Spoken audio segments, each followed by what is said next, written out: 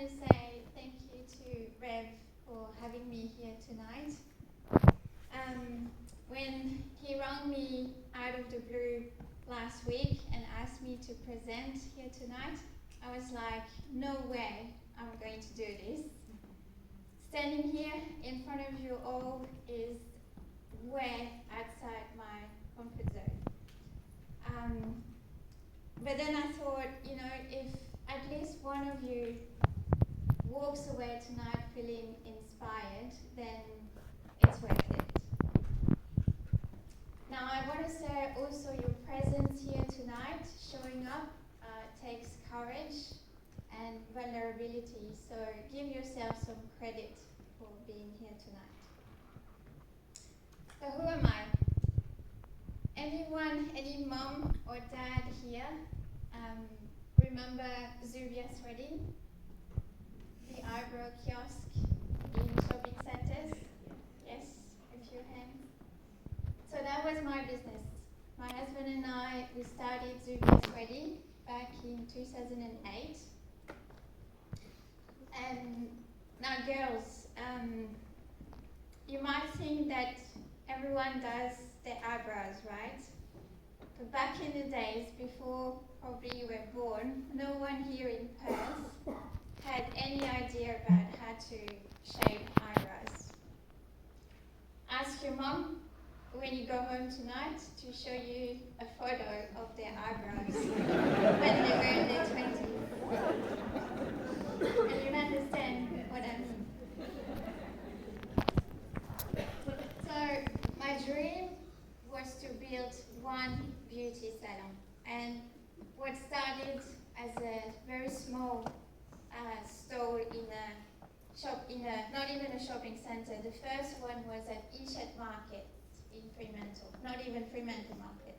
It was a very small stall, and it turned into 30 locations across Western Australia, all the way from Ocean Keys to Bunbury.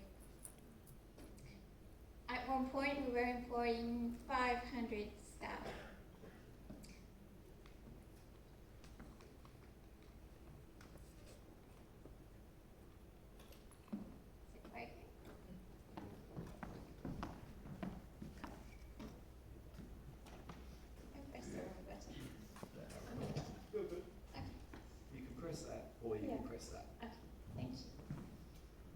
So when you see this, you see success. What you don't see behind the success is the hard work, the fear, the adversity, the struggles, the risk, even the imposter syndrome. When I was standing on that stage at Optus Stadium I was winning the 40 under 40 award, and I was thinking I was an imposter.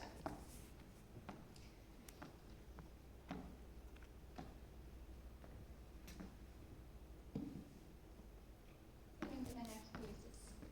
Yeah, let's do it. Otherwise. That's it. There's one slide missing. That's That's it? okay. Yes, that's fine. So I was born in France, in a small village. My childhood was pretty sad, actually. My parents were facing their own struggles, anxiety and stress, struggles that I was even too young to understand.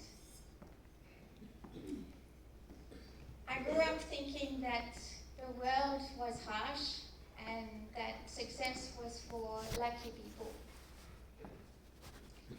I had no role models.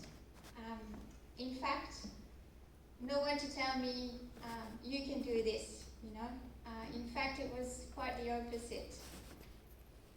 I grew up facing emotional and physical abuse, things that no child should ever experience. These struggles came from the people who were supposed to protect me. And the bullying at school didn't help either. And when I was in my 20s, I decided to move to the other side of the world, Australia. And when I arrived here, I didn't know anybody. I had no money, no experience, and I could barely speak English. Then I realized I had a choice, staying in my comfort zone or challenge myself even though it felt very uncomfortable. So that's what I did. I challenged myself. And starting that business, Zuvia Threading, with no business experience, and at the time I couldn't speak much English, it was very, very scary. And we all fear challenges. We're all scared of the unknown. We want to be in control. But what if I told you that challenges could actually be the best thing that could happen to you? Mistakes as well. We're scared of making mistakes. I made many mistakes myself. And the perfectionist in me felt very ashamed initially. And then I thought, you know what, mistakes are great opportunities to learn and do better. Same with adversity or challenges. Whenever you face adversity or you struggle, you have two choices. You can let it define you, be complaining, whinging, be a victim, or you can grow from these challenges. Life kept testing me. I had many, many challenges in my life. My first marriage was an abusive relationship, and that taught me resilience. I invested in a $2 million real estate project that fell apart when the builder ran away halfway through the project, and it left me with a legal battle with one of the biggest Australian banks. And that taught me problem solving. Then COVID hit, and COVID nearly wiped out my entire business, everything that my husband and I worked really hard for, including our home. And that taught me what matters the most. It's health and family.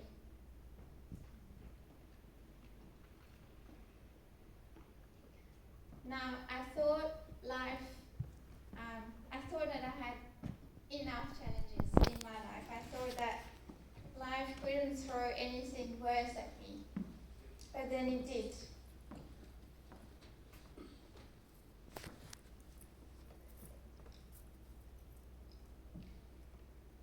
This is me with my husband and our daughter.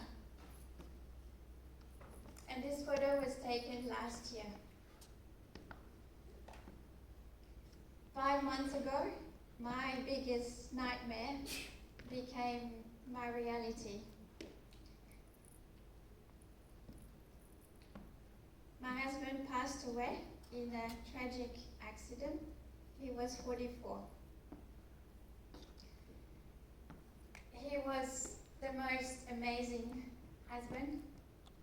He was my soulmate, he was my best friend. And above all, he was an incredible dad. In an instant, our world just was torn apart. Our life, our dreams, everything we did together, it was all gone. I have no word to describe the heartache, the pain. It's still very raw for me. And again, I had a choice. I had the choice of letting the sadness define me, or allow myself to fully feel the pain and be grateful for the time that we had together, 18 years, and the love that we shared. Also find the strength to move forward for myself and my daughter. I learned the biggest lesson, that true strength isn't about avoiding the pain. It's the courage to stand up even when everything inside you is telling you to fall. It's choosing to show up even when it's really, really hard.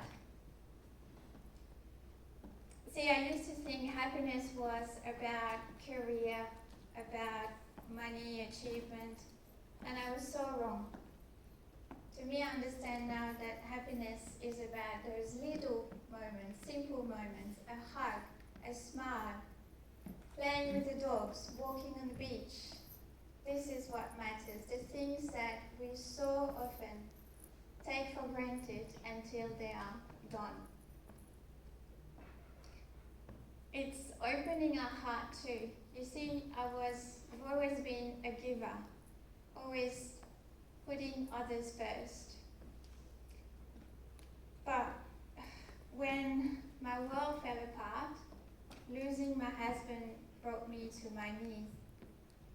And I had no choice but to accept the support and the love from my friends. And that is strength. Receiving is strength. Now, I know many of you here are struggling, whether it's family issues, school, or not knowing, being unsure about your future. I want you to know that it's tough, but the struggles, the challenges will always be there. They will always keep coming. And one day you will look back and you realize that all these challenges were not here to break you, but they were here to build you. Now, if I could go back and tell my younger self 3 things. First, I would tell myself, believe in your strength. You don't have to be fearless. You can feel the fear and do it anyway. Okay? Second one will be seek help. Strength isn't about doing it alone. It's about finding the people who lift you up, finding the people who believe in you, even if, or especially when you don't believe in yourself. So let them in. And the last one is embrace the changes, because life is so unpredictable. Anything can change at any moment. And so any challenge that you're having now is not the end. It could be the beginning of something new. Thank you.